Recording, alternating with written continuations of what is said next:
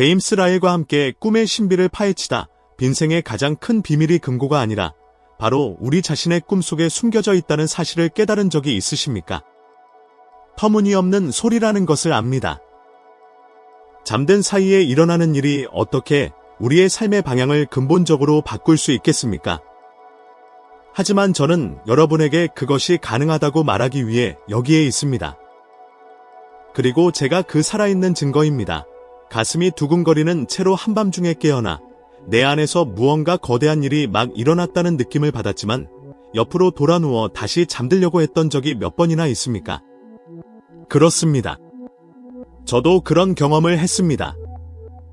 더 나아가 바로 그런 밤들 중 하나에서 제 삶이 영원히 바뀌었습니다. 저는 괴로움에 빠져 있었고 마음은 산산조각 났으며 잠을 이룰 수 없었습니다. 방은 새벽의 흔한 소음들로 가득 차 있었습니다. 바람이 윙윙거리고 이웃집 개가 짖고 나무가 삐걱거리는 소리 말입니다. 하지만 제 안의 소음은 훨씬 더 컸습니다. 제 마음은 질문, 의심, 두려움의 소용돌이였습니다. 그리고 바로 가장 깊은 침묵이 도시를 덮쳤을 때 저는 깊은 잠에 빠졌습니다. 그때 한 꿈이 어떤 깨어있는 순간보다 더 현실처럼 다가왔습니다. 한 천사가 저를 찾아와 두려워하지 말아라고 말했습니다. 속이 완전히 부서진 사람의 삶에서 이 말들이 얼마나 큰 무게를 가질지 여러분이 상상하실 수 있을지 모르겠습니다. 마치 제 모든 눈물이 의미를 얻은 것 같았습니다. 그 두 단어는 제 두려움의 사슬을 끊었습니다. 저는 밤의 침묵이 공허하지 않다는 것을 깨달았습니다. 그것은 신성한 무언가가 자신을 드러낼 수 있는 완벽한 공간이었습니다. 그리고 아마도 여러분은 이렇게 생각할 것입니다. 하지만 제 꿈은 단지 상상의 산물일 뿐, 그 이상은 아닙니다. 우리가 이것을 믿게 되는 경우가 얼마나 많을까요? 만약 제가 여러분에게 과학조차도 꿈이 기억을 재구성하고 문제를 해결하며 심지어 창의적인 해결책을 고무할 수 있는 마음의 실험실이라는 것을 입증했다면 어떻겠습니까? 역사의 위대한 인물들이 이것을 경험했습니다. 토머스 에디슨은 꿈이 그에게 아이디어를 가져다주는 정확한 순간에 깨어나기 위해 손에 쇠구슬을 쥐고 낮잠을 자곤 했습니다. 그리고 그의 발명품의 상당 부분이 그렇게 탄생했습니다. 예를 들어 작가 메리 셸리는 고전 프랑켄슈타인의 기원이 될 이미지를 꿈꿨습니다. 이것들은 단지 종교적이거나 신비로운 이야기들이 아닙니다. 우리가 눈을 감을 때 실제로 무언가가 일어나고 있습니다. 저는 스스로 이것을 너무나 생생하게 경험했기 때문에 결코 부인할 수 없습니다. 눈이 퉁퉁 부어 거의 뜰 수 없었던 밤에 제가 얼마나 많이 울었는지 기억합니다. 제 고통에서 벗어날 출구가 없다고 느꼈습니다. 그러나 그 짧은 잠의 순간에 저는 위로뿐만 아니라 미래를 위한 명확한 방향을 받았습니다. 이것은 제 삶의 방향을 바꿨을 뿐만 아니라 제 마음이 절망 속에서 길을 잃는 것을 구했습니다. 그것은 근본적으로 꿈이 하나님 혹은 삶 자체가 우리를 진정한 길로 다시 부르는 언어가 될 수 있다는 것을 상기시켜 주었습니다. 그리고 이제 저는 여러분에게 묻고 싶습니다. 꿈이 여러분에게 중요한 것을 말하려고 한다는 그 이상한 느낌을 몇 번이나 외면하셨습니까? 별것 아니라고 믿고 몇 번이나 대답을 무시했습니까? 잘 생각해 보십시오. 오늘 여러분이 품고 있는 해결 불가능해 보이는 그 의문이 새벽에 이미 해답을 얻었지만 여러분이 단지 주의를 기울이지 않은 것이라면 어떻겠습니까? 우리가 세상을 침묵시키고 휴식을 찾으려고 할 때 우리 너머의 어떤 곳에서 오는 것 같은 메시지에 놀라게 된다는 것이 흥미롭지 않습니까? 낮 동안 우리를 마비시키는 두려움은 단 하나의 밤, 단 하나의 환상 속에서 해소될 수 있습니다. 그리고 저는 그것이 저에게 일어났기 때문에 이 말을 전적으로 확신하며 말합니다. 밤의 침묵은 어떤 인간의 목소리도 저에게 말해줄 수 없는 비밀을 드러냈습니다. 그리고 어쩌면, 단지 어쩌면 다음 새벽이 여러분이 오랫동안 기다려온 것을 가져다 줄지도 모릅니다. 이제 저에게 말씀해 주십시오. 여러분의 꿈이 여러분이 상상하는 것보다 더 큰 대답을 담고 있을 수 있다는 것을 믿을 용의가 있으십니까? 여러분은 출구가 없어 보이는 선택 앞에 갇힌 자신을 본 적이 있습니까? 선택하는 어떤 길도 고통, 상실, 또는 후회를 수반하는 것 같은 종류의 결정 말입니다. 저는 그것이 정확히 어떤 것인지 알고 있습니다. 완전히 분열된 느낌을 기억합니다. 한편으로는 율법과 전통이 저를 마리아를 드러내고 정죄하도록 밀어붙였습니다. 다른 한편으로는 제 마음이 그녀에게 느끼는 사랑 때문에 비명을 질렀습니다. 압박감은 질식할 것 같았습니다. 저는 밤새도록 방황하며 마음속으로 질문들로 가득 찼습니다. 사람들이 나에 대해 뭐라고 말할까? 가족을 어떻게 대면해야 할까? 내가 모든 것을 포기해야 할까? 이것은 우리 사이에서 매우 흔한 두려움입니다. 잘못 선택할까봐 두려워하는 것입니다. 여러분은 몇 번이나 이렇게 생각했습니까? 내가 모든 것을 망치면 어쩌지? 내 결정이 내 삶을 파괴하면 어쩌지? 이 고뇌는 마비시킵니다. 그리고 대다수에게 무슨 일이 일어날까요? 간단합니다. 그들은 선택하지 않기로 선택합니다. 그들은 가만히 서서 삶이 그들을 위해 결정하기를 기다립니다. 하지만 여러분은 부작위조차도 결정이라는 것을 깨달았습니까? 행동하지 않는 것도 선택이며 일반적으로 우리를 내부에서 가장 많이 소모하는 선택입니다. 과학은 이것을 확증합니다. 심리학 연구에 따르면 약 85%의 사람들이 위험을 감수하고 행동했던 일보다 하지 않았던 일에 대해 더 많이 후회합니다. 즉, 나태함의 고통이 실패의 고통보다 더 무겁습니다. 그리고 흥미로운 점은 두려움은 움직이지 않는 것이 더 안전하다고 우리를 설득하려 하지만 실제로는 그 반대라는 것입니다. 삶은 불확실하더라도 우리가 한 걸음을 내디딜 때만 드러납니다. 저는 스티브 잡스와 같은 인물들의 이야기에서 이것을 봅니다. 그가 자신의 회사에서 해고된 후 포기했다면 무슨 일이 일어났을지 상상해 보십시오. 그는 다시는 일어서지 못할 것이라는 두려움에 굴복했을 수도 있습니다. 그러나 그는 다시 위험을 감수하고 새로운 것을 창조하기로 선택했고 세상을 변화시키기 위해 그를 애플로 되돌아가게 한 것은 바로 이 대담한 발걸음이었습니다. 반면에 두려움에 갇혀 의심에 사로잡혀 살 수 있었던 삶을 결코 살지 못한 채 갇혀버린 사람들을 걷던 사람들은 유명하고 어떤 사람들은 그렇지 않은 우리는 몇 명이나 알고 있습니까? 그리고 여기서 개인적인 순간을 말씀드리겠습니다. 그 감정적 혼란 속에서 저는 작업장에서 망치와 3개의 큰 못을 들고 무엇을 만들어야 할지 모른 채 이리저리 걷고 있었던 것을 기억합니다. 나무는 거기에 있었고 도구들은 거기에 있었지만 제 안에는 명확함이 없었습니다. 마치 제 손이 제 마음의 공허함을 정확히 표현하는 것 같았습니다. 저는 무엇을 해야 할지 몰랐습니다. 바로 그 순간 혼란 속에서도 초대가 있다는 것을 깨달았습니다.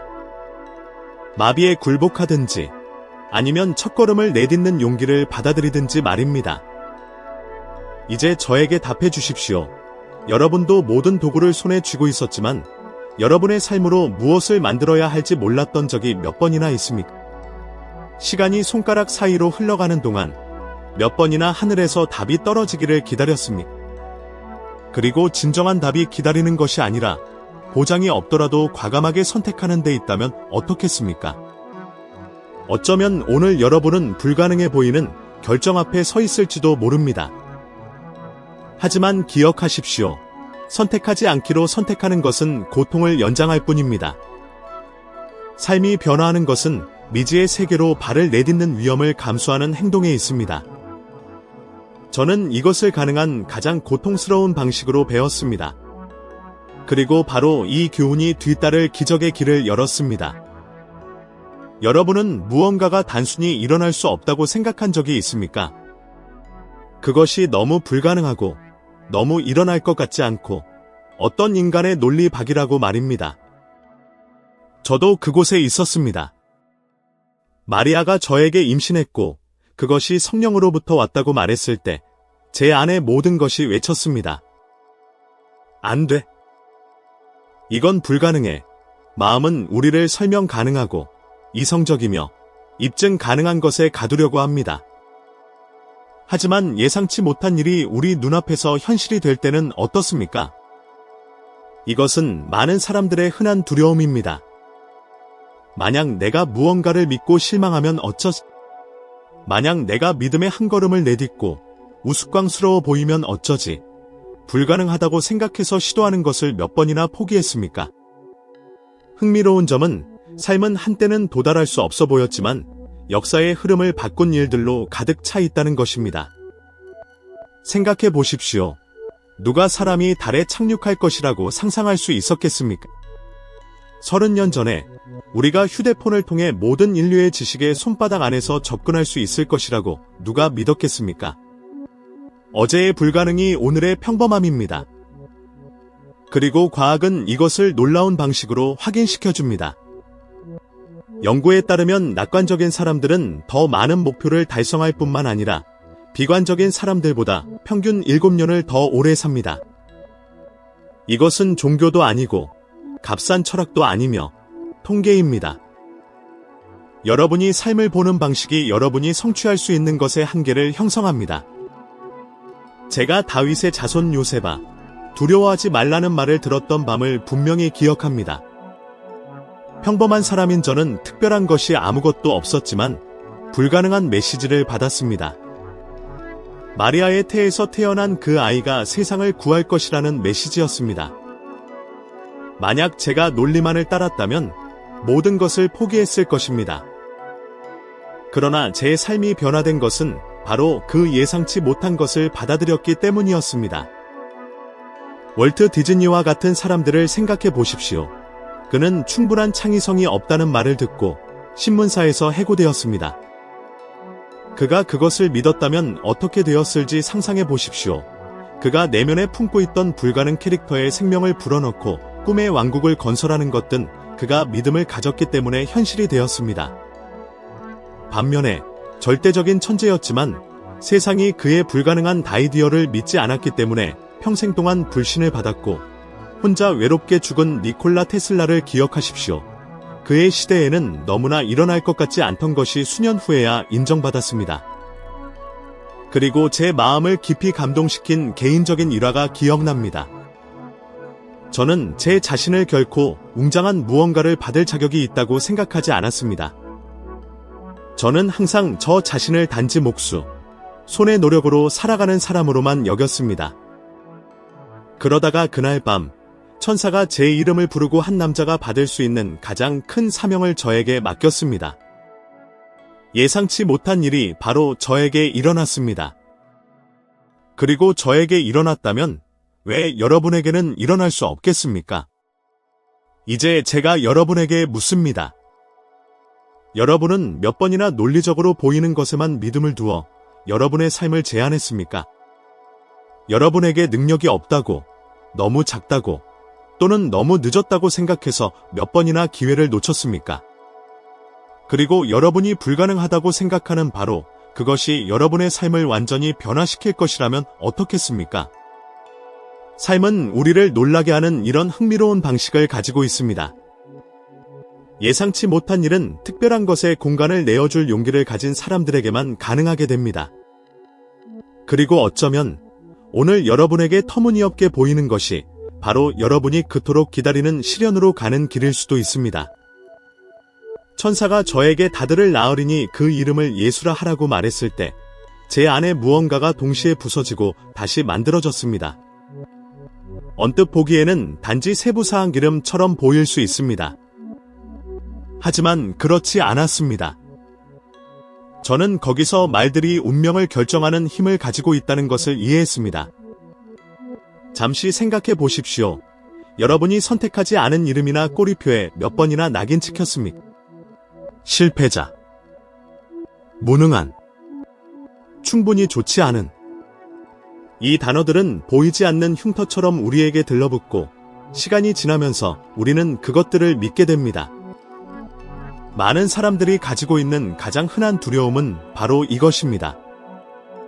만약 내가 그들이 말한 나일 뿐이라면 만약 내가 그들이 나에게 붙인 꼬리표에서 결코 벗어날 수 없다면 몇 년이 지난 후에도 이 목소리들에 갇혀 사는 사람들이 얼마나 많습니까? 진실은 그들이 우리를 부르는 것이 우리를 상처 입힐 수는 있지만 결코 우리를 정의할 필요는 없다는 것입니다. 저 자신이 예수의 이름을 처음 발음하는 영광에 놀랐습니다. 그리고 그 순간 저는 이름이 단지 소리가 아니라는 것을 이해했습니다. 그것은 정체성이고 목적이며 운명입니다. 이 이름은 저뿐만 아니라 모든 백성에게 구원과 희망을 담고 있었습니다. 그리고 저는 이름이 가둘 수 있는 것처럼 해방시킬 수도 있다는 것을 깨달았습니다.